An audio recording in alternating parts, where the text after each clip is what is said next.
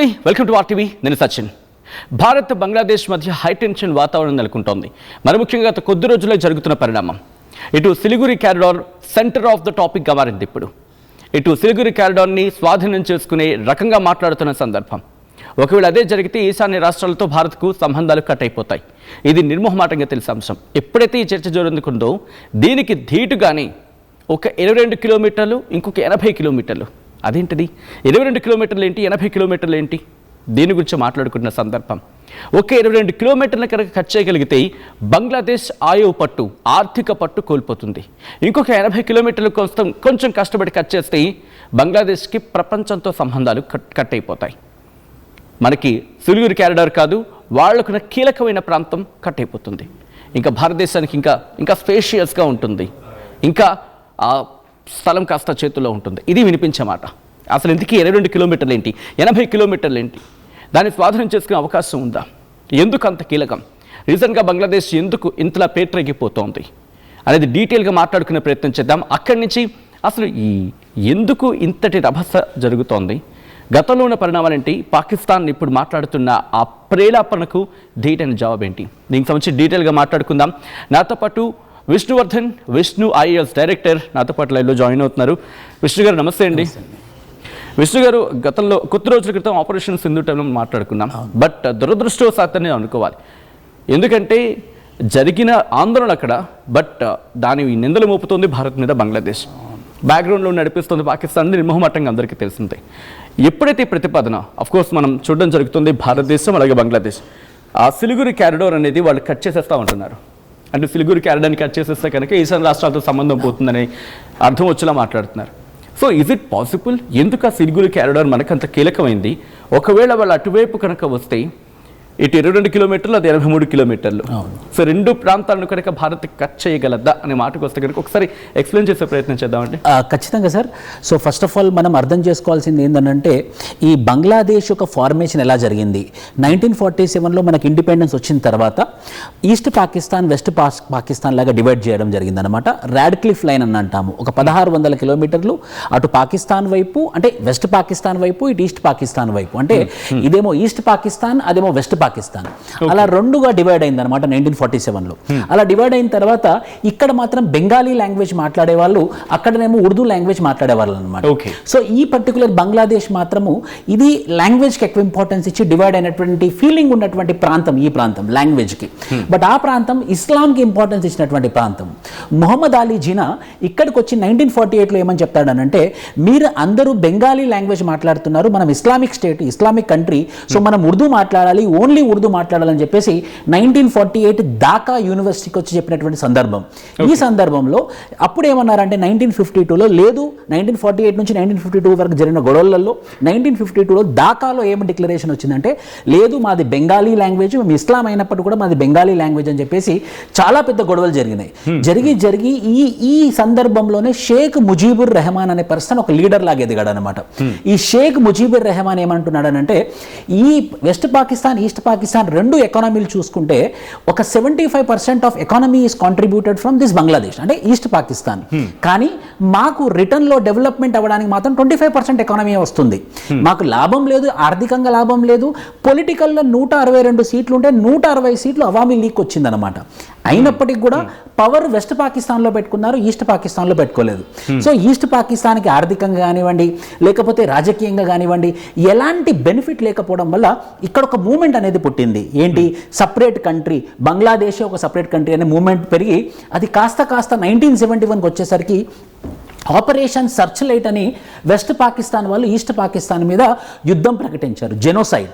ఆ genocide and gender genocide, అంటే genocide బెంగాలీలను, హిందువులను, ఇంటెలిజెంట్ పీపుల్ని ప్లస్ ఎవరైతే మహిళలు ఉన్నారో మహిళలు ఎక్కడికక్కడ, పురుషులు ఎక్కడెక్కడ, అలా ఒక యుద్ధమైనటువంటి వాతావరణం ఏర్పడిన తర్వాత ఇక్కడ ఉన్నటువంటి ముజిబుర్ రెహమాన్ ముక్తి బాహిని అని ఒకటి క్రియేట్ చేసి మనకి ముక్తి రావాలి, ఆ వెస్ట్ పాకిస్తాన్ నుంచి మన ముక్తి రావాలని చెప్పేసి ఒక మూమెంట్ తీసుకుని వచ్చి ఇండియా ఒక హెల్ప్ అడిగాడు.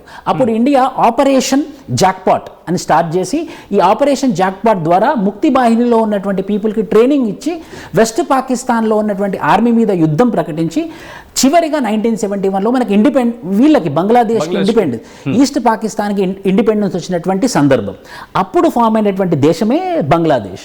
సో అలా 1971 నుంచి జరుగుతూనే ఉంది. కొన్ని సందర్భాలు మిలిటరీ రూల్ ఉంది, కొన్ని సందర్భాలలో డెమోక్రటిక్ రూల్ ఉంది. అవామీ లీగ్ వచ్చేసి షేక్ ముజిబుర్ రెహమాన్ కూతురైనటువంటి షేక్ హసీనా వచ్చారు. బంగ్లాదేశ్ నేషనలిస్ట్ పార్టీ అయినటువంటి జియావుర్ రెహమాన్ యొక్క కూతురు ఖలీద్ జియా, ఆ బేగం ఆమె రూల్లోకి వచ్చారు. డెమోక్రటిక్ రూల్, మిలిటరీ రూల్ రెండు జరుగుతున్నాయి అనమాట ప్యారలల్గా. సో రీసెంట్గా ఏం జరిగిందంటే 2025లో ఈ 2009 నుంచి 2024 వరకు 15 సంవత్సరాలు కొంచెం షేక్ హసీనా చాలా మొండి పట్టుతో నుండి 30% రిజర్వేషన్ ఎవరైతే 1971లో ఫ్రీడమ్ ఫైటర్స్ ఉన్నారో వాళ్ళకి 30% జాబ్స్లో రిజర్వేషన్స్ ఇవ్వాలని చెప్పేసి చాలా గట్టిగా మొండి పట్టుబట్టి సుప్రీంకోర్టు ద్వారా కూడా జడ్జిమెంట్ తెచ్చుకుందనమాట. అది ఎవరైతే ఇస్లామిస్టులు ఉన్నారో బంగ్లాదేశ్లో, ఎవరైతే స్టూడెంట్స్ ఉన్నారో బంగ్లాదేశ్లో వాళ్ళకి నచ్చలేదు. సో అలా ఎవరైతే డిస్కంటెంట్ తోని, అన్ఎంప్లాయ్మెంట్ తోని ఉన్నటువంటి యూత్ బయటకు వచ్చి మాట్లాడడం మొదలుపెట్టిన తర్వాత జమైతీ ఇస్లాం అనే ఒక ఇస్లామిక్ మూమెంట్, జమైతీ ఇస్లాం అనే ఒక ఇస్లామిక్ సంబంధించినటువంటి గ్రూప్ ఈ స్టూడెంట్స్ కి సపోర్ట్ ఇచ్చేసి ఎలా అయినా సరే షేక్ హసీనాని ఇక్కడి నుంచి తరిమి కొట్టాలి, ఈ షేక్ హసీనా గవర్నమెంట్ లేకుండా చేయాలి అని చెప్పేసి షేక్ హసీనా మీద యుద్ధం ప్రకటించారు. అదే జూలై రెవల్యూషన్ అని అంటాము. సో జూన్లో స్టార్ట్ అయ్యి జూన్లో 2004లో అంతిమంగా మారి మొత్తం కంట్రీ మొత్తం స్టూడెంట్స్ చేతిలో 24లో స్టూడెంట్స్ చేతిలో వచ్చినటువంటి సందర్భం. అలా ఏదైతే స్టూడెంట్స్ చేతిలోకి వచ్చిన సందర్భము మళ్ళీ 2024 జూలై, ఆగస్ట్, సెప్టెంబర్, 2025 డిసెంబర్లో ఏమైందనంటే ఒక మెయిన్ స్టూడెంట్ లీడర్ 2025లో ఉస్మాన్ హైదీ అనే అతన్ని గుర్తు తెలియని మనుషులు చంపారు. చంపడం వల్ల మళ్ళీ ఇది హిందువులు లేకపోతే ఇండియాకు సంబంధించినటువంటి రా ఏజెన్సీ చెప్పేసి ఇండియా పట్ల వ్యతిరేకం వచ్చింది. ఇండియా పట్ల ఒక యుద్ధ వాతావరణం ప్రకటించారు అనమాట. ఈ సందర్భంలో ఇప్పుడు అక్కడ ఉన్నటువంటి ఇస్లామిస్టులు ఏమంటున్నారంటే మనం చికెన్ కారిడార్ కనుక కట్ చేస్తే ఇక నార్త్ ఈస్ట్ తోని మొత్తానికి క్లోజ్ అయిపోతుంది, నార్త్ ఈస్ట్ తోని ఇండియాకి సంబంధాలు కట్ అయిపోతాయి అన్న సందర్భం అనమాట. ఇది హిస్టారిక్. చాలా సందర్భాల్లో బంగ్లాదేశ్ ప్రభుత్వం కూడా చైనాని అడ్రస్ చేస్తూ మీకు ఒక వేని క్రియేట్ చేస్తా, మీరు డైరెక్ట్గా వచ్చేసేయండి సో దట్ మీకు ఇంకా యూజ్ అవుతుంది, నేను ఏర్పాట్లు చేస్తాను అర్థం వచ్చేలా. తాత్కాలిక ప్రధాన అధ్యక్షుడు కేటేకర్ ప్రభుత్వంగా ఉన్న మహమ్మద్ యూనుస్ కూడా అన్న సందర్భాలు, గార్డియన్ ఆఫ్ బంగాళాఖాతం, Guardian of way of Bengal అన్నాడు. సో ఇప్పుడు మీరు అన్నట్టుగా సిలిగురి కారిడార్ ఒక 22 కిలోమీటర్స్ ఉన్నది. ఆ సిలిగురి కారిడార్ అనేది ఎంత కీలకం మనకి? ఒకసారి ఆరెంజ్ అండ్ గ్రీన్ మ్యాప్ ఉన్న మ్యాప్ను ఒకసారి చూపించే ప్రయత్నం చేద్దాం. ఈ పర్టికులర్ ప్రాంతం ఏదైతే ఉందో ఇది సిలిగురి కారిడార్ అన్నమాట. ఒక 27 కిలోమీటర్స్ ఉంటుంది. ఈ 27 కిలోమీటర్స్ కనుక మనం కట్ చేసాము అని అంటే ఇండియాకి ఉన్న ఈశాన్య ప్రాంతాల రాష్ట్రాలు ఏవైతే 7 సిస్టర్స్ అంటామో ఈ నార్త్ ఈస్ట్ ఇండియాకి ఉన్నటువంటి సంబంధం కట్ అయిపోతుంది. ఈ Bangladesh sorry for the interruption. ఒక్కసారి కనుక మీరు చూడగలిగితే ఇదిగోండి ఇక్కడ నేను ఒక చెయ్యి అడ్డు పెట్టాను, ఇలా నేను చెయ్యి అడ్డు పెట్టాను అనుకోండి, ఏమవుతుంది? ఈ మిగిలిన భారతం ఇదే ఉంటుంది. ఈసారి రాష్ట్రాలు కట్ అయిపోయి వీళ్ళు లాగేసుకుని చైనాకి ఇచ్చేద్దామని ప్లానింగ్ వీళ్ళది. ప్లీజ్ కంటిన్యూ విష్ణు గారు. సో ఇప్పుడు 2 ఐడియాస్ ఉన్నాయి. ఒకటేమో వీళ్ళు ఏమంటారంటే ఈ సిలిగురి కారిడార్ ని కట్ చేసేసి చైనాకి ఇవ్వడం, లేదా అఖండ బంగ్లాదేశ్ అనే కొత్త ఐడియాతో వచ్చారు వీళ్ళు. ఈ అఖండ బంగ్లాదేశ్ అనే కొత్త ఐడియా ద్వారా ఇదంతా కూడా బంగ్లాదేశ్ రాష్ట్రాన్ని కూడా కలిపేసుకుంటున్నారు. అంటే చైనాకి అప్పచెప్దామన్నటువంటి ఐడియా ఉన్నటువంటి వాళ్ళు ఇప్పుడు జమైతీ ఇస్లామీ ఏమనంటుందంటే ఈ నార్త్ ఈస్ట్ ఇండియా కూడా చైనాది కాదు, ఇండియాది కాదు, మాదే, బంగ్లాదేశ్దే. దానికి ఒక పేరు కూడా పెట్టారు. ఆ పేరు ఏంటంటే అఖండ బంగ్లాదేశ్ అని చెప్పేసి. ఈ మనం అఖండ భారత్ అని చెప్పి ఇప్పుడు అన్న పదాన్ని ఇప్పుడు పాకిస్తాన్ మళ్ళీ తీసుకొచ్చేది మనం అన్నట్టు ప్రొజెక్ట్ చేస్తోంది. బట్ యాక్చువల్లీ స్టార్ట్ అయింది అక్కడ అఖండ బంగ్లాదేశ్ షురూ చేసిన వాళ్ళు. సో ఈ కాంటెక్స్ట్ లో ఇది చైనా కోసం మనం ఏదైతే అనుకున్నామో ఇప్పుడు చైనాని పక్కన పెట్టేసి బంగ్లాదేశ్ వచ్చి ఇది కూడా అఖండ బంగ్లాదేశ్ అని చెప్పేసి ఒక మ్యాప్ కూడా వైరల్ అవుతుంది అనమాట బంగ్లాదేశ్. అవును. So I think Osman Hadi అనే వ్యక్తి దీన్ని బాగా సోషల్ మీడియాలో బాగా హైలైట్ చేశాడు. ఆయన మరణానంతరం అది కాస్త ఆయన పిక్చర్, తర్వాత ఇది ఈ మ్యాప్ పిక్చర్ ఇవి రెండు వైరల్ అయ్యాయి. సో ఈ కాంటెక్స్ట్ లో రీసెంట్ గా ఏదైతే రూలింగ్ పార్టీ పాకిస్తాన్ లో ఉందో ఆ రూలింగ్ పార్టీ పాకిస్తాన్ కి సంబంధించినటువంటి యువజన లీడర్ ఏమన్నాడంటే, మీరు గనక ముస్లింల మీద ఎలాంటి ఒక యుద్ధ వాతావరణం సృష్టించినా సరే, బంగ్లాదేశ్ మీద ఎలాంటి యుద్ధ వాతావరణం సృష్టించినా సరే, పాకిస్తాన్ బంగ్లాదేశ్ కి సపోర్ట్ చేసి భారతదేశం లేకుండా చేస్తామని చెప్పాడు ఒక చెత్త వెధవ. పాకిస్తాన్ సంబంధించినటువంటి ఒక ఇప్పుడు రన్నింగ్ లో ఉన్నటువంటి పొలిటికల్ పాకిస్తాన్ కి సంబంధించి ప్రస్తుతం షహబాజ్ షరీఫ్ ప్రభుత్వంలో వీళ్ళు కూడా పెద్ద గట్టిగా అంటే పోనీ వీళ్ళంతా వీళ్ళుగా ఉన్నారంటే అది కూడా లేదు. వీళ్ళు కూడా ముఖ్యం ముయ్యేది అంటూ ఉంటాం కదా కాంబినేషన్ లో, అది కూడా వాళ్ళు అక్కడ జత కట్టి ప్రభుత్వం ఉన్నారు తప్ప పీపీపీతో. సో ఇక్కడ మనకి ఇప్పుడు వీళ్ళు గనక ఈ సిలిగురి కారిడార్ ని కట్ చేద్దామన్న ఐడియాతో వస్తే, భారతదేశం దగ్గర ఉన్నటువంటి గొప్ప ఐడియా ఏంటంటే, ఇక్కడ ఈ 22 కిలోమీటర్స్ గనక మనము కట్ చేసాం అనుకోండి, ఇక్కడ చిట్టగాంగ్ ఉంటుంది. ఈ చిట్టగాంగ్ ఏంటంటే, Chittagong is famous for business capital of Bangladesh అన్నమాట. సో ఈ చిట్టగాంగ్ ని సెపరేట్ చేసేస్తే వీళ్ళకి ఇంకా బిజినెస్ తోని అనుసంధానం ఉండదు. ఎట్ ద సేమ్ టైం ఇక్కడ గనక కట్ చేసాము అని అంటే కొద్ది మాత్రమే వాళ్ళకి బంగ్లాదేశ్ లాగా ఉంటుంది అనమాట. సో ఈ కాంటెక్స్ట్ లో మనకు అర్థమయ్యేది ఏంటంటే, నువ్వు గనక సిలిగురి కారిడార్ కట్ చేస్తే, మేము చిట్టగాంగ్ కారిడార్ కట్ చేస్తాము, ఈ 83 కిలోమీటర్స్ కట్ చేసి అసలు బంగ్లాదేశ్ అనేది లేకుండానే చేస్తామని చెప్పేసి ఇండియా ఒక సందర్భం. అంటే ప్రజల నుంచి వినిపిస్తున్న డిమాండ్ ఇది. ఎక్కడ అధికారికంగా అఫీషియల్ గా ఎక్కడ వినిపించట్లేదు, కానీ ప్రజల నుంచి, మరి ముఖ్యంగా హిమంత్ బిశ్వ శర్మ లాంటి ముఖ్యమంత్రులు వాళ్ళు ఈ ప్రతిపాదన తెర మీద తీసుకొస్తున్నారు. అంటే ప్రతిపాదన కూడా కాదు ఎగ్జాక్ట్ గా, ఒకళ్ళు మీరు అంత దుందుడుగా వెళ్తే కనుక మేము కూడా మా ప్రభావాన్ని చూపిస్తామని చెప్పి. ఇక్కడ దీని గురించి మాట్లాడుకున్నప్పుడు 83 కిలోమీటర్స్ అని చెప్పి మనం మాట్లాడుకుంటున్నాం కదా, అది ఇంట్రెస్టింగ్ గా వాళ్ళకి రంగపూర్ డివిజన్ అనేది, రంగపూర్ డివిజన్ అక్కడ హిందువుల పాపులేషన్ ఎక్కువ ఉంటుంది. మూడు డివిజన్స్ ఉంటాయి. ఒకటేమో సెల్హిట్, ఒకటి రంగపూర్, ఇంకోటి హోల్నా. ఈ మూడు డివిజన్స్ ఎక్కువ హిందూ పాపులేషన్ ఉంటుంది అనమాట. ఇప్పుడు ఏవైతే హిందూస్ మీద అట్రాసిటీస్ జరుగుతున్నాయో ఈ మూడు ప్రాంతాలలోనే జరుగుతుంది. సో ఇక్కడ ఉన్నటువంటిదే ఇది మన రంగపూర్ డివిజన్. ఇక్కడ ఉన్నటువంటి హిందూస్ కూడా ఇండియాకే సపోర్ట్ చేస్తున్నారు. సో ఇక్కడ కట్ చేసే అవకాశాలు ఎక్కువ. కానీ ఇది కనుక కట్ చేసాము అని అంటే, ఇక్కడ ఉన్నటువంటి చిట్టగాంగ్ ద బిజినెస్ క్యాపిటల్, ఆర్థిక రాజధాని, క్యాపిటల్. అవును, ఈ ఆర్థిక రాజధాని పోయింది అంటే మనకు ముంబై ఎంత ఇంపార్టెంటో వీళ్ళకి ఈ చిట్టగాంగ్ అంత ఇంపార్టెంట్ అనమాట. సో ఇది కనుక కట్ చేసాము అని అంటే వీడికి ఇక చేతులు లేని మనిషిలాగా మిగిలిపోతాడు బంగ్లాదేశ్. బట్ హవెవర్ ఈ సందర్భంగా మనం ఎప్పుడు కూడా బంగ్లాదేశ్ టార్గెట్ చేయాలనుకోలేదు, వాళ్ళు మననే టార్గెట్ చేయాలని అనుకున్నారు. కానీ ఇక్కడ అమాయకులైనటువంటి హిందువుల మీద ఎన్నో దాడులు జరుగుతున్నాయి, సంబంధం లేనటువంటి సివిలియన్స్ మీద చాలా దాడులు జరుగుతున్నాయి. ఇది ఖచ్చితంగా ఖండించాల్సినటువంటి విషయం. మీరు అన్నట్టుగా ఇక్కడ చిట్టగాంగ్ గురించి మాట్లాడుకుంటే, చిట్టగాంగ్ పోర్ట్ ఉంది, దాదాపుగా 90% వాళ్ళ ఎక్స్పోర్ట్స్ ఇంపోర్ట్స్ ఎంత ఇంపార్టెంట్ వాళ్ళకి. ఎందుకంటే మనకి ఇంపార్టెన్స్ గురించి మాట్లాడుకున్నాం, దగ్గరలోనే ఢాకా కూడా ఉంటుంది వాళ్ళకి. ఒకవేళ మనం ఆ రెండు పార్ట్స్ కట్ చేస్తే కనుక బంగ్లాదేశ్ ఎంత వైకల్యాన్ని చూడాల్సి ఉంటుంది. ఇప్పుడు చిట్టగాంగ్ అంటే మనకి ముంబై ఎంత ఇంపార్టెంటో, మనకి గ్రేటర్ ముంబై ఎంత ఇంపార్టెంటో అంతే ఇంపార్టెంట్ చిట్టగాంగ్. అసలుకి ఢాకా ఉన్నట్టే కానీ ఆ ఢాకాలో ఉన్నటువంటి హార్బర్ మీద పెద్ద బిజినెస్ జరగదు. ట్రేడ్ కూడా చాలా మినిమల్ ట్రేడే. ట్రేడ్ అంతా కూడా ఇక్కడ ఉన్నటువంటి చిట్టగాంగ్ ద్వారా జరుగుతుంది అన్నమాట. సో ఈ చిట్టగాంగ్ ని కనుక నిజంగానే మనం క్యాప్చర్ చేస్తే India is going to get more benefit. ఎక్కువ బెనిఫిట్ మన ఇండియా, ముఖ్యంగా నార్త్ ఈస్ట్ ఇండియాకి. మీరు ఒకసారి చూడండి, ఇక్కడ నుండి కోల్కతా నుండి మనం అరుణాచల్ ప్రదేశ్ వెళ్ళాలి అని అంటే ఇదంతా తిరిగి వెళ్ళాలి. కానీ అదే ఇక్కడ ఉన్నటువంటి కోల్కతా నుండి మనం ఇక్కడ మిజోరం, మణిపూర్ వెళ్ళాలి అని అంటే ఒక షిప్ తీసుకొని, ఒక బోట్ తీసుకొని ఇది కనుక మనం స్వాధీనపరచుకున్నామనంటే ఈజీగా మనం ఇక్కడికి వెళ్ళిపోవచ్చు. ఒక 300% ఆఫ్ ఎక్స్పెండిచర్ తగ్గుతుంది. సో ఈ చిట్టగాంగ్ ఇండియాకి వస్తే ఎక్కువ లాభం ఉంది ఇండియాకి వాళ్ళకన్నా. కానీ ఆ ఐడియా భారతదేశానికి అయితే అఫీషియల్గా అయితే లేదు. సో మీరు అన్నట్టుగా ఎందుకు 1941 కావచ్చు, అయితే 1945 కావచ్చు, 45 నుంచి మనం అనుకుందాం, 47 నుంచి మనం అనుకుందాం, అప్పుడు లేని పరిణామాలు 97 వరకు ఎందుకు దారితీసాయి? 97 తర్వాత ఇప్పుడు మీరు అన్నట్టుగా షేక్ ముజిబుర్ రెహమాన్ సందర్భంలో కావచ్చు, ఆయన్ని కూడా అటాక్ చేస్తున్నారు, ఆయన ఇంటిని కూడా అటాక్ చేస్తున్నారు. ఇది షేక్ హసీనా మీద ఉన్న ఇంపాక్ట్, లేకపోతే అక్కడ పొలిటికల్ ఇంప్లికేషన్స్ ఎలా ఉన్నాయి? అది పొలిటికల్ ఇంప్లికేషన్స్ అండి. ఎందుకో చెప్తాను నేను. 1971లో వాళ్ళకి ఇండిపెండెన్స్ వచ్చిన తర్వాత 1971 నుండి 1975 వరకు ముజిబుర్ రెహమాన్ వేరే పొలిటికల్ పార్టీస్ లేకుండా తను ఓన్లీ సింగిల్ పొలిటికల్ పార్టీతోనే కంట్రీ నడిపినటువంటి సందర్భం.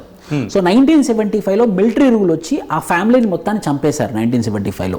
సో 1975 నుంచి 1991 వరకు పలు సందర్భాలలో మిలిటరీ రూల్ ఉంది. 1991 నుంచి Bangladesh Nationalist party and Awami league, ఒకసారి జియా బేగం, ఒకసారి ఏమో షేక్ హసీనా బేగం, ఇలా బేగం రూల్స్ అని అంటారు అనమాట. 1991 నుంచి 2014 వరకు వాళ్ళు ఒకసారి వీళ్ళు ఒకసారి ఉండేవాళ్ళు. కానీ 2009లో ఎప్పుడైతే షేక్ హసీనా వచ్చిందో తను ఏం చేయడం క్రియేట్ చేసిందనంటే 1971లో ఎవరైతే యుద్ధంలో పార్టిసిపేట్ చేశారో వాళ్ళకే పెద్దపీట ఇవ్వడము, వాళ్ళే పొలిటిక్స్లో సీట్స్ ఇవ్వడము, వాళ్ళకే ఉద్యోగాలు ఇవ్వడము. సో ఎవరైతే జమాయితీ ఇస్లాం స్టూడెంట్స్ ఎవరైతే ఫ్రీడమ్ మూవ్మెంట్ లో పాల్గొనలేదో వాళ్ళు ఒక డిస్కంటెంట్ తోని, ఒక డిస్సాటిస్ఫాక్షన్ తో ఉండేవాళ్ళు అనమాట. సో ఇది ఒక సందర్భం. అంటే అన్ఎంప్లాయ్మెంట్ అయితే పెరిగింది, ఎందుకంటే ఎక్కువ ఫోకస్ అంతా ఫ్రీడమ్ మూవ్మెంట్ లో పాల్గొన్నటువంటి పిల్లల మీద ఇవ్వడం వల్ల. నెంబర్ 1. నెంబర్ 2, అక్కడ 2009లో, 2014లో, 2019లో ఈ 3 సందర్భాలలో అయినటువంటి ఎలక్షన్స్లో షేక్ హసీనా అవామీ లీగ్ అయితే కొంచెం రిగ్గింగ్కి పాల్పడి వేరే పార్టీని అవకాశం లేకుండా చేయడం వల్ల ప్రజల్లో అయితే ఒక డిస్కంటెంట్ ఉండే. షేక్ హసీనా గవర్నమెంట్ మీద డిస్కంటెంట్ ఉండే, ఇండియా మీద లేదు. షేక్ హసీనా గవర్నమెంట్ మీద ఉండే. సో షేక్ హసీనాని ఎప్పుడైతే వీళ్ళు జులై రెవల్యూషన్ తీసుకొని వచ్చి షేక్ హసీనాని వెళ్ళిపోమన్నారో ఆమె దాచుకోవడానికి, కాపాడుకోవడానికి ఒక రిఫ్యూజీ లాగా మన ఇండియాకి వచ్చిందనమాట. ఇప్పుడు అక్కడ ఉన్నటువంటి కేర్ టేకర్ గవర్నమెంట్ అయినటువంటి మొహమ్మద్ యూనుస్ వాళ్ళు ఏమంటున్నారంటే, ఇండియా మీరు గనక షేక్ హసీనాని మాకు ఇచ్చేశారు అంటే మాకు మీతో ఇబ్బంది లేదు. ఇప్పుడు కనుక ఇండియా మనం షేక్ హసీనాని అప్పచెప్పామనుకోండి స్ట్రాటజిక్గా ప్రాబ్లం అవుతుంది. ఇన్ని సంవత్సరాలు మనం నమ్మి ఉన్నటువంటి షేక్ హసీనాని వాళ్ళకి పంపిస్తే ఖచ్చితంగా వేరే అదర్ కంట్రీస్ మన మీద నమ్మకం పోతుంది. షేక్ హసీనాని అప్పచెప్పలేదు అనుకోండి, దాని ఎక్స్ట్రాడిషన్ అంటాం మనం. షేక్ హసీనాని అప్పచెప్పలేదు అనుకోండి, అక్కడ ఉన్నటువంటి జమైతీ ఇస్లాం, అక్కడ ఉన్నటువంటి స్టూడెంట్స్ మన పట్ల ఒక ఎనిమీ, ఒక హేట్రెడ్ పెంచుకునే అవకాశాలు ఎక్కువ ఉన్నాయి అనమాట. ఇక్కడ క్వశ్చన్ అంతా షేక్ హసీనాకి మనం ఇస్తున్నటువంటి ఆదరణ, షేక్ హసీనాకి మనం ఆదరణ కాకపోయినా మనం ఇస్తున్న అంటే ఒక చోటు బతకడానికి ఒక చోటు, ఆ చోటు ఇవ్వడం వల్లనే మనకి ఇండియాకి కొన్ని నష్టాలు ఇప్పుడు జరుగుతున్నటువంటి పరిణామాలు. ఓకే, సో మీరు అన్నట్టుగా అంటే ఈ రీసెంట్ పరిణామాల్లో కూడా షేక్ హసీనా గురించి మాట్లాడుకున్న సందర్భం కూడా ఉంది. బట్ పాయింట్ ఏంటి రైస్ అవుతుందంటే 2024 వరకు బంగ్లాదేశ్ ప్రజల్లో కావచ్చు, లేకపోతే బంగ్లాదేశ్ పొలిటికల్ పార్టీలు ఉన్నట్టుగా ఇటు అవామీ లీగ్ లేకపోతే BNP, బంగ్లాదేశ్ నేషనల్ పార్టీ, ఈ 2 మాత్రమే కనిపించాయి. కొన్ని పార్టీస్ని ఇటు షేక్ హసీనా రద్దు చేసింది అన్నమాట. అంటే అక్కడ ఉగ్రవాద కార్యకలాపాలను వివిధ కారణాల రీత్యా వాటిని క్యాన్సిల్ చేసింది. బట్ యూనుస్ అనే వ్యక్తి మళ్ళీ అక్కడ అధికారంలోకి వచ్చిన తర్వాత చాలా ఇంట్రెస్టింగ్ డెవలప్మెంట్, అవామీ లీగ్ ని క్యాన్సిల్ చేసేసి వాటికి మళ్ళీ పునరుజ్జీవం చేశారు. సో ఇదేమైనా ఇంపాక్ట్ చూపిస్తుందా? బ్యాక్ హ్యాండ్ లో పాకిస్తాన్ ఉంది అనే మాట వినిపించడానికి బలమైన కారణం ఏమనుకోవాలి? ఇక్కడ ఒకటి మనం గుర్తుంచుకోవాలి సార్, ఏంటనంటే ఇప్పుడు ఉన్నటువంటి కేర్ టేకర్ గవర్నమెంట్ జమైతీ ఇస్లామీ అనే ఒక ఆర్గనైజేషన్ కి తొత్తులాగైతే పనిచేస్తుంది. బంగ్లాదేశ్ నేషనలిస్ట్ పార్టీ ఏదైతే ఉందో జియా బేగంది, ఆమె మొదటి నుంచి న్యూట్రల్ గా, మొత్తానికి ఇస్లామిస్ట్ కాదు, నేషనలిస్ట్. అంటే ఆమెకి బంగ్లాదేశ్ అంటే ఇష్టం, ఇస్లాం అంటే కాదు. కానీ జమైతీ ఇస్లామీ పార్టీ మాత్రం ఎట్టి పరిస్థితుల్లో ఇస్లామిక్ స్టేట్ చేయాలని చెప్పేసి ఏదైతే స్టూడెంట్స్ మూవ్మెంట్ వచ్చిందో ఆ స్టూడెంట్స్ మూవ్మెంట్ కూడా ఇస్లామిస్ట్ మూవ్మెంట్ ద్వారా వచ్చినటువంటి మూవ్మెంటే. సో ఈ జమైతీ ఇస్లామీకి ఫండింగ్ ఎక్కడి నుంచి వస్తుంది అని అంటే జమైతీ ఇస్లాంకి ఫండింగ్ పాకిస్తాన్ నుంచి వస్తుంది. ఇంకో విషయం ఏంటనంటే ఖచ్చితంగా మనం ఇది డిస్కషన్ చేయాలి. ఏంటనంటే ఇక్కడ ఒక ఐలాండ్ ఉండే, ఒక ఐలాండ్ బే ఆఫ్ బెంగాల్లో ఒక ఐలాండ్ ఉండే. ఆ మ్యాప్ ను చూసే ప్రయత్నం చేద్దాం, ఒకసారి హోల్ మ్యాప్ ని చూపించే ప్రయత్నం చేద్దాం పీసీఆర్. అక్కడ వచ్చినప్పుడు ఇది కాదు, ఇంకొక మ్యాప్ ఉంది కదా హోల్ మ్యాప్ కి సంబంధించి. ఆ మ్యాప్ కి సో ఇప్పుడు మనకి కింద ఇక్కడ వస్తూ ఉంటుంది, ఇక్కడ కింద అక్కడ మనకి ఒక ఐలాండ్ ఉంటుంది అన్నమాట. యునైటెడ్ స్టేట్స్ ఆఫ్ అమెరికా 2023లో షేక్ హసీనాని అడిగారు, మాకు ఆ ఐలాండ్ రెంట్కి ఇస్తారా, మేము అక్కడ ఒక నావల్ బేస్ పెట్టుకుందాము అని చెప్పేసి. అప్పుడు ఇండియాకి సపోర్ట్, షేక్ హసీనా ఇండియాకి సపోర్ట్ కదా, అక్కడ నావల్ బేస్కి వస్తే ఇండియా సెక్యూరిటీ ఇష్యూస్ వస్తాయని చెప్పేసి షేక్ హసీనా వాళ్ళకి ఇవ్వలేదు. సో పగబట్టినటువంటి యునైటెడ్ స్టేట్స్ ఆఫ్ అమెరికా, మీరు నాకు బిగ్ బ్రదర్, ప్రపంచానికే big brother, so called big brother అయినటువంటి అమెరికాకి నువ్వు నావల్ బేస్ ఇవ్వవా అని complete funding United States of America నుంచి వస్తుందన్నమాట, యాజ్ వెల్ as పాకిస్తాన్ నుండి. So United States of America, అటు పాకిస్తాన్, ఇటు చైనా, ఈ 3 కంట్రీస్ బంగ్లాదేశ్కి సపోర్ట్ చేయడం వల్ల ఇండియాకి ఇబ్బందులు వస్తున్నాయి. సో ఇండియాని శాండ్విచ్ చేద్దాం, అటు USA, ఇటు పాకిస్తాన్, ఇటు బంగ్లాదేశ్, ఇటు చైనా, ఈ నలుగురు కంట్రీస్ మనల్ని ఎట్లయినా చేసి మనము ఒక డీస్టేబుల్ చేయాలన్నదే ప్రయత్నం. కానీ ఈ సందర్భంగా రష్యాని ఒకటి మనం గుర్తు చేసుకోవచ్చు. రష్యా ఏమని చెప్పిందంటే, but sorry for the interruption, Russia గురించి కూడా మాట్లాడదాం, చైనా గురించి. ఎందుకంటే ఈ మధ్య చైనాతో రిలేషన్స్ కాస్త కోపపోతున్నాయి, కాస్త బలపడుతున్నాయి అనుకున్న సందర్భంలో చైనా పాత్ర ఉంటుంది అనుకోవాలా? అఫ్ కోర్స్ చైనాకి సంబంధించి ఆ కుతంత్రాల గురించి మాట్లాడుకుంటాం, బట్ రీసెంట్ యుఎస్ తో ఉన్న ఇష్యూస్, ట్రేడ్ వార్ తర్వాత మన రిలేషన్స్ చైనాతో కాస్త కోపపోతున్నాయి. చాలా మంచి ప్రశ్న అండి. ఇప్పుడు మనం చూసినట్టయితే చిట్టగాంగ్, ఏదైతే చిట్టగాంగ్ ఉందో, సాధారణ చిత్తోర్గాం అంటారు కానీ ఇది చిట్టగాంగ్. ఇది చిట్టగాంగ్ ఏదైతే చిట్టగాంగ్ ఉందో, ఈ చిట్టగాంగ్ లో ఒక హార్బర్, దాని మొత్తం ఫండింగ్ అండ్ కన్స్ట్రక్షన్ చైనా తీసుకుందన్నమాట. సో ఇండియా కనుక ఇక్కడ కట్ చేస్తే, ఇప్పుడు ఎల్లో కలర్ ఇక్కడ చూసారు, ఇక్కడ కనుక కట్ చేస్తే చిట్టగాంగ్ నా కంట్రోల్లో నుండి వెళ్ళి ఇండియా కంట్రోల్లోకి వచ్చే అవకాశం ఉంది అని చైనా తనకు అప్రిహెన్షన్స్, తన బాధలు, తన భయాలు తనకు ఉన్నాయన్నమాట. సో ఎక్కడ ఇండియా ఇక్కడ కట్ చేసి చిట్టగాంగ్ తీసేసుకుంటుంది, సో నాకు ఒక నావల్ బేస్ లేకుండా పోతుంది అన్నది చైనా యొక్క భయం.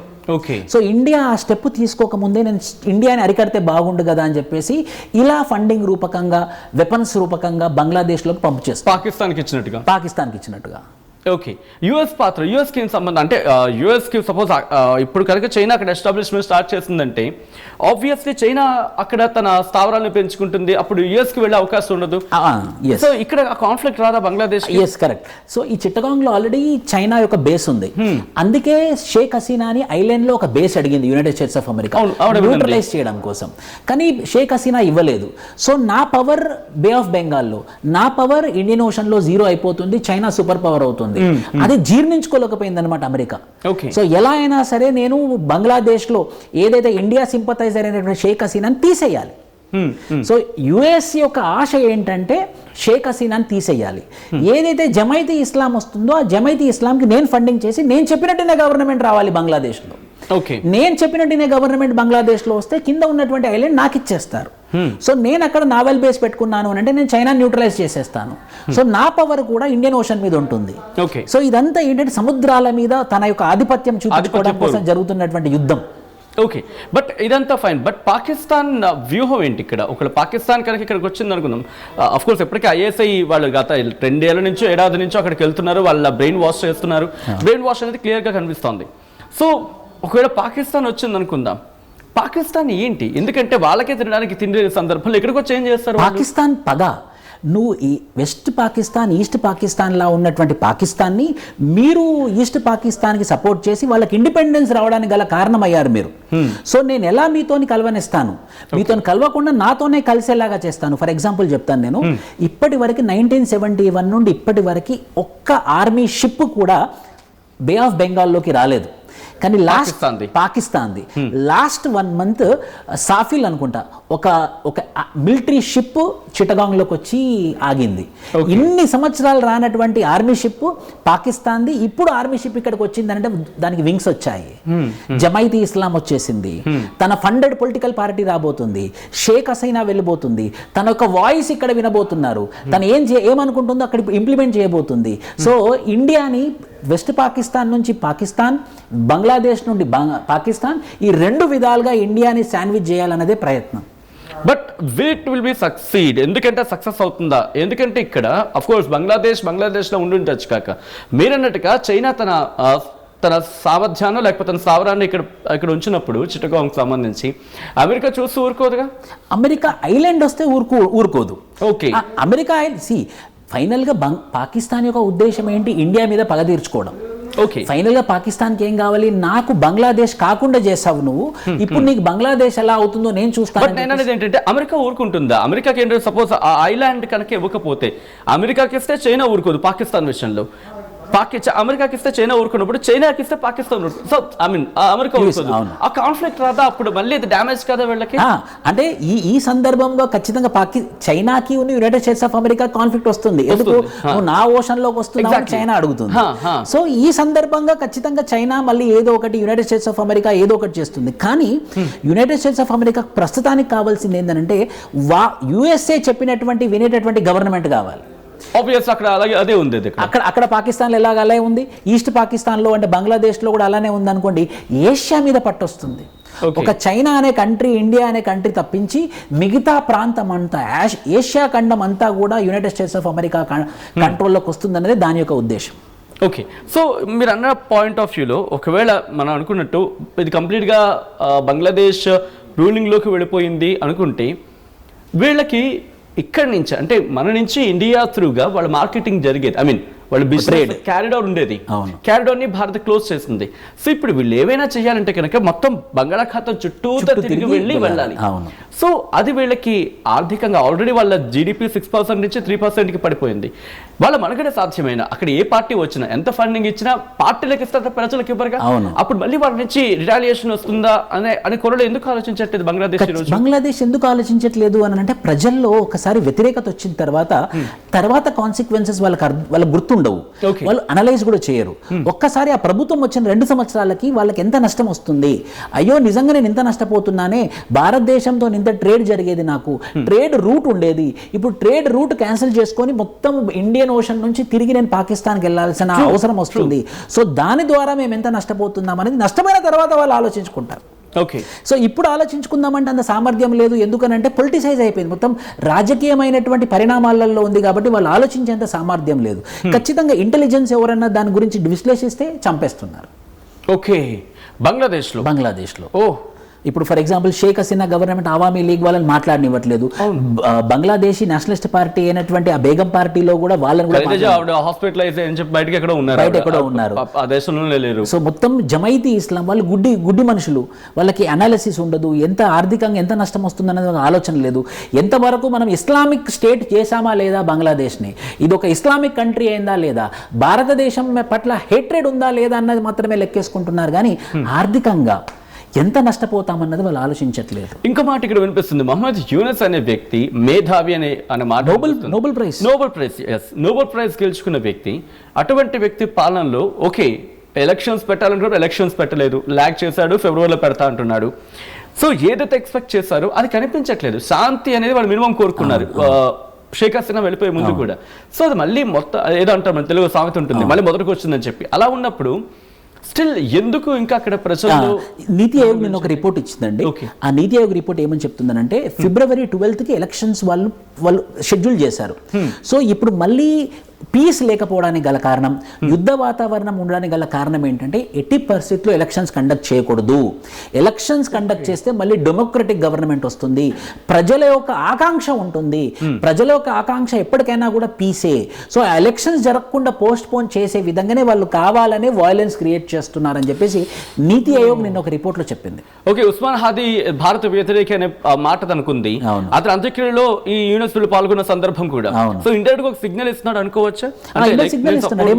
నేను ఇస్లామిస్ట్ కి జమైతీ ఇస్లాం కి సపోర్ట్ గా ఉన్నట్టే చూపిస్తుంది. ఇప్పటి నుండి కాదు, మొదటి నుండి ఇస్లామిక్ ఫోర్సెస్ కి జమైతీ ఇస్లాం కి సపోర్టివ్ గా మాట్లాడినటువంటి మనిషే మొహమ్మద్ యూనుస్. అతను ఇప్పటి వరకు కూడా ఒక నోబెల్ లారెట్ లాగా, ఒక నోబెల్ పీస్ ప్రైజ్ తీసుకొచ్చినటువంటి మనిషిలాగా మాట్లాడలేదు. ఇప్పటికి కూడా అక్కడ హిందువుల మీద జరుగుతున్నటువంటి అరాచకాల మీద ఒక్కసారి కూడా మాట్లాడలేదే ముందుకొచ్చి. ఒక సెక్యులర్ వాతావరణం మనం ఎస్టాబ్లిష్ చేయాలి. సివిలియన్స్ ఎందుకు అటాక్ చేస్తున్నాము, అటాక్ చేయాలంటే మిలిటరీ పీపుల్ని అటాక్ చేయాలి కానీ సివిలియన్స్ ఎందుకు అటాక్ చేయాలి ఒకసారి కూడా ఒక సందర్భంలో కూడా చెప్పలేదు. సో దీని ద్వారా మనకు అర్థమయ్యేది ఏంటంటే Mohammed Yunus is not acting independently, he is acting like a puppet of Jamaat Islami. Okay, ఈ జమైతీ ఇస్లాం అనేది ఈ మధ్య కాలంలో అఫ్ కోర్స్ అంటే దీని గురించి తెలిసిన వాళ్ళకి కాస్త అవగాహన ఉంటుంది తప్ప పూర్తిగా విన్నది లేదు. బట్ ఈ మధ్యకాలంలో వింటున్నాం.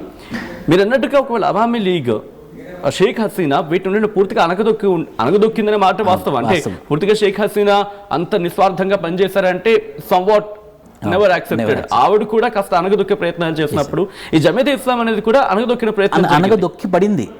జమైతీ ఇస్లాం మనుషులు అరెస్టులకు గురయ్యారు. అడుగుతున్నా అంటే వాళ్ళ ఎగ్జిస్టెన్సీ అనేది ఇంకా లేకుండా చేశారు. బట్ ఎలా వచ్చారు ఎగ్జిస్టెన్సీ? ఇది ఎప్పుడైనా కూడా పడుకొని ఉన్నారు, వీళ్ళు డార్మెంట్ స్టేజ్ లో ఉన్నారు, వీళ్ళు ఒక అవకాశం కోసం వెతుకుతున్నారు అన్నమాట. సో ఈ 2024లో వచ్చినటువంటి రెవల్యూషన్ అది వాళ్ళకి అవకాశం. సో ఆ అవకాశాన్ని ఎలా అయినా మిస్ చేసుకోకూడదు అన్నదే ఉద్దేశం. సో ఆ ఉద్దేశానికి వ్యతిరేకంగానే ఇప్పుడు ఎలక్షన్స్ అవుతే మళ్ళీ అవామియో లేకపోతే బిఎన్పి వస్తే మాకు నష్టం వస్తుంది. సో ఎలక్షన్స్ జరగకుండా ఉంటే బాగుండు అన్నది జమైతీ ఇస్లాం యొక్క ముఖ్యమైనటువంటి ఉద్దేశం. ఓకే, బట్ ఇదే తరుణంలో మనం విష్ణు గారు మాట్లాడుకున్నప్పుడు ఏదో ఒక రీసెంట్గా ఒక ఈ సర్వేలో ఏదో మనం చూస్తున్నప్పుడు జమైతీ ఇస్లామిక్ ఏదో 30% ఓట్ షేర్ ఉంది అనేది. సో దీన్ని పెంచుకోవడానికి వీళ్ళు పన్నుతున్న పన్నాగం ఎలా అనుకోవాలా, లేకపోతే మీరు అన్నట్టుగా ఎలక్షన్స్ రద్దు చేయడానికి పన్నుతున్న పన్నాగమా? ఎలక్షన్స్ని రద్దు చేయడానికి టైం తీసుకొని ఇంకొంచెం పాపులర్ సపోర్ట్, పీపుల్ సపోర్ట్ తీసుకొని ఎలక్షన్స్కి వెళ్తే బాగుంటుంది. ఇప్పటికిప్పుడు ఫిబ్రవరిలో ఎలక్షన్స్ అవుతే మాత్రం జమైతీ ఇస్లాంకి మెజారిటీ వచ్చే అవకాశం లేదు. ఓట్ షేర్ అయితే ఉంది, ఓట్ షేర్ అయితే ఉంది, 30% ఓట్ షేర్తో అయితే వాళ్ళైతే ముందుకు వెళ్ళలేరు. సో ఇంకొంచెం జూన్, జూలై, ఆగస్ట్ వరకు ఇంకొంచెం పట్టు తెచ్చుకున్న తర్వాత ఎలక్షన్స్కి వెళ్తే బాగుంటుంది కదా అన్నదే జమైతీ ఇస్లాం యొక్క ముఖ్యమైనటువంటి ఉద్దేశం according to NITI Aayog. Okay, so మళ్ళీ coming back to the chicken neck గురించి మాట్లాడుకుంటే ఇది సాధ్యమేనా? ఎందుకంటే మనం మాట్లాడుకున్నప్పుడు ఒక పక్క చైనా కన్నేస్తుంది, మీరు అన్నట్టుగా ఆ ఐలాండ్ పేరు మర్చిపోయాను, సారీ ఫర్ దాట్. అక్కడ ఐలాండ్స్ కి సంబంధించి చిట్టగాంగ్ అమెరికా యుఎస్ బేస్ కోసం ట్రై చేస్తారు, సాహిల్ ఆ ఐలాండ్స్ కి సంబంధించి. సో అక్కడ యుఎస్ కన్నుంది, సో దాంతోపాటు పాకిస్తాన్. సో ఇన్ని ఉన్న సిచ్యువేషన్లో ఇస్ ఇట్ పాసిబుల్ ఇండియాకి ఒకవేళ అటువంటి సిచ్యువేషన్ వస్తే గ్రాప్ చేయడం సాధ్యమేనా? ఇంపాసిబుల్ అని చెప్పొచ్చు. ఎందుకంటే ఇంటర్నేషనల్ ప్రెషర్ వస్తుంది, యుద్ధ వాతావరణం ఏర్పడుతుంది, పాకిస్తాన్ బంగ్లాదేశ్ రెండు ఒకటవుతాయి, చైనా ఇండైరెక్ట్ సపోర్ట్ చేస్తుంది, యుఎస్ఏ ఇండైరెక్ట్ సపోర్ట్ చేస్తుంది. ఖచ్చితంగా అదొక ఒక యుద్ధ వాతావరణం, యుద్ధమే వస్తుంది. ఆపరేషన్ సింధూర్ లాగా ఓన్లీ మనం టెర్రరిస్టులను టార్గెట్ చేసాం, ఇక్కడ మాత్రం ఒక ఫుల్ ఫ్లెడ్జ్డ్ వార్, ఒక ఫుల్ ఫ్లెడ్జ్డ్ యుద్ధమే వస్తుంది ఇక్కడ. ఇది పాకిస్తాన్ అందుకే కవ్వింపు చర్యలు దిగుతుంది. అందుకే ఈ రోజు వచ్చిన స్టేట్మెంట్ కూడా భారత్ ఎక్కడా మేము యుద్ధం అటువంటి సందర్భం ఎక్కడ లేదు, బట్ పాకిస్తాన్ ఒక యుద్ధం చేస్తే భారత్ బంగ్లాదేశ్కి మేము వెళ్తామంటే ఏంటి పాకిస్తాన్ ఏమనుకుంటుంది? అంటే యుద్ధం కావాలని కోరుకుంటుంది. పాకిస్తాన్ యుద్ధం కావాలని కోరుకుంటుంది. ఎందుకు? అందుకే యువజన లీడర్ పాకిస్తాన్ పార్టీకి సంబంధించిన అతను ఏమని చెప్పాడు, మీరు ఇంతమంది మనం ఒక యువజన లీడర్ బంగ్లాదేశ్ మీద గనక మీరు యుద్ధం ప్రకటిస్తే పాకిస్తాన్ మొత్తం వచ్చి బంగ్లాదేశ్ కే సపోర్ట్ ఇస్తుంది. అది ముస్లింల మీదైనా సరే, బంగ్లాదేశ్ మీదైనా సరే మేము ఊరుకునే ప్రసక్తి లేదు, యుద్ధం రావాల్సిందే, మీరు గనక మా వాళ్ళని అటాక్ చేస్తా అని చెప్పేసి చెప్పేసింది. చెప్పేశారు. ఓకే, సో ఇక్కడ క్లియర్ ఇంటెన్షన్స్ కనిపిస్తున్నాయి. అంటే ఒక స్టేట్మెంట్ అంటే ఇచ్చిన తర్వాత భారత్లో కూడా ఒక వ్యతిరేకత రావాలి, ప్రభుత్వం మీద ప్రెషర్ పడాలి, ప్రభుత్వం మీద ప్రెషర్ పెట్టి ఒక యుద్ధంలో తీసుకువెళ్ళేలా ఇటు ఒక కవ్వింపు చర్యలు ఒక విధంగా చెప్పాలంటే పాకిస్తాన్ విషయంలో ఖచ్చితంగా. సో ఇప్పుడు దీని ద్వారా ఏమవుతుంది, ఢిల్లీ మీద అంటే మన ఇండియన్ సెంట్రల్ గవర్నమెంట్ మీద కూడా ప్రెషర్ క్రియేట్ చేసి ఎలాగైనా చేసి వీళ్ళ మీద ఒక యుద్ధం ప్రకటించేలాగా చేసి, యుద్ధం ప్రకటించినాక ఈ ప్రాంతం మొత్తం అన్స్టేబుల్ చేసి అప్పుడు ఒక యుద్ధ వాతావరణంలో పాకిస్తాన్ తన యొక్క కలర్ చూపించి, సో బంగ్లాదేశ్ని పర్మనెంట్గా ఒక్కసారి యుద్ధం జరిగిందంటే లైఫ్ లాంగ్ చరిత్రలో ఉండిపోతుంది కదా, పర్మనెంట్గా తను అలీ చేసుకోవాలనేదే ఉద్దేశం. 1971 నుండి 2025 వరకు ఇండియాకి అలీలా ఉన్నటువంటి బంగ్లాదేశ్ 2025లో కనుక యుద్ధం జరుగుతాయి, రేపటి నుండి అది పాకిస్తాన్కి అలీలా మారిపోతుంది కానీ ఇండియాకి కాదు. ఓకే, సో దాదాపు కన్క్లూషన్కి వచ్చే ప్రయత్నం చేద్దాం. ఓకే, వాళ్ళలో పడతారు, వాళ్ళ గోల్లో వాళ్ళ రచ్చ వాళ్ళకు ఉంటుంది, పాకిస్తాన్ చేతిలో వాళ్ళు బలైపోతే కనుక అది వాళ్ళ కర్మ అని వాళ్ళు అనుకోవచ్చు కాక. బట్ అక్కడి నుంచి ఎందుకంటే బంగ్లాదేశ్ ఒకనొక సందర్భంలో భారత్ జీడిపితో పోటీ పడింది, మనం మర్చిపోకూడదు. I think 20th century beginning లోనే పోటీ పడింది.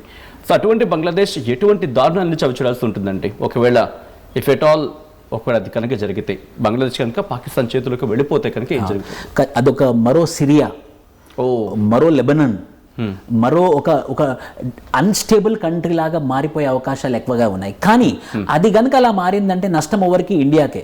ఈ పక్క బంగ్లాదేశ్, ఆ పక్క పాకిస్తాన్, ఈ పక్క చైనా. సో మన ఇంటి పక్క వాళ్ళు ఎంత ఇంపార్టెంటో అలా మనకి ఇండియా పక్కన ఉన్నటువంటి వాళ్ళు మనకు మంచిగా లేరు, మంచి మిత్రులు లేరు. అది మన దరిద్రం అనుకోవచ్చో మన బ్యాడ్ లక్ అనుకోవాలో ఏమో. కానీ బంగ్లాదేశ్లో పీస్ వచ్చేలాగా మాత్రం ఖచ్చితంగా భారతదేశము ముందుకు రావాలి, ఒక ఇంటర్నేషనల్ ప్రెషర్ తీసుకురావాలి, బంగ్లాదేశ్లో ఉన్నటువంటి వాతావరణాన్ని అయితే మార్చే ప్రయత్నం.